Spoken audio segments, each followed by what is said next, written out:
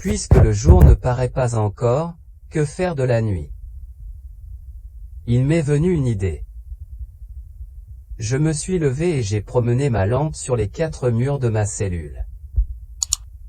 Ils sont couverts d'écritures, de dessins, de figures bizarres, de noms qui se mêlent et s'effacent les uns les autres.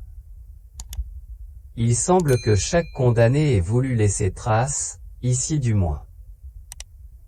C'est du crayon, de la craie, du charbon, des lettres noires, blanches, grises, souvent de profondes entailles dans la pierre, ça et là des caractères rouillés qu'on dirait écrits avec du sang.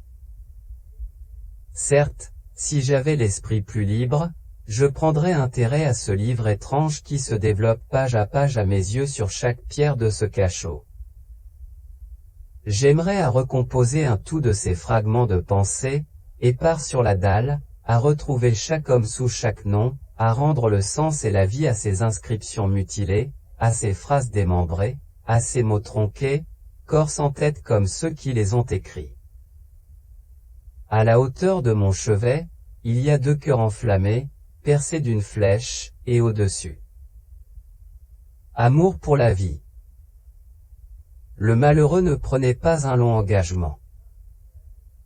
À côté, une espèce de chapeau à 3 cornes avec une petite figure grossièrement dessinée au-dessous, et ces mots, « Vive l'empereur ».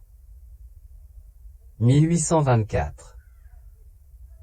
Encore des cœurs enflammés, avec cette inscription, caractéristique dans une prison, « J'aime et j'adore Mathieu d'Anvin-Jacques ». Sur le mur opposé on lit ce nom, Papavoine. Le P majuscule est brodé d'arabesques et enjolivé avec soin. Un couplet d'une chanson obscène.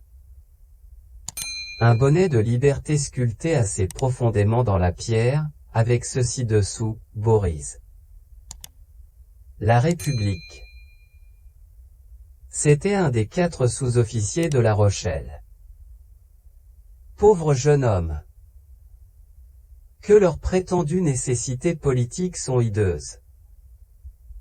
Pour une idée, pour une rêverie, pour une abstraction, cette horrible réalité qu'on appelle la guillotine. Et moi qui me plaignais, moi, misérable qui ai commis un véritable crime, qui ai versé du sang. Je n'irai pas plus loin dans ma recherche. Je viens de voir, crayonnée en blanc au coin du mur, une image épouvantable, la figure de cet échafaud qui, à l'heure qu'il est, se dresse peut-être pour moi. La lampe a failli me tomber des mains.